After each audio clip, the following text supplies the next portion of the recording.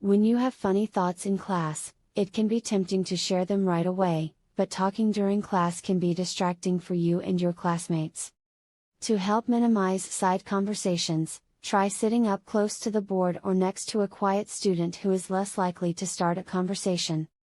You can also observe students who rarely talk and try to follow their behavior.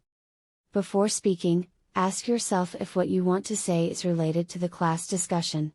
If it's not, wait until class is over.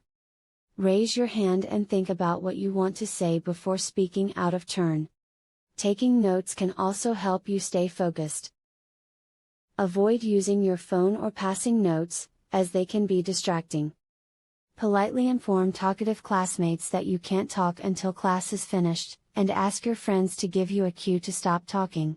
If you're struggling, ask your teacher for advice.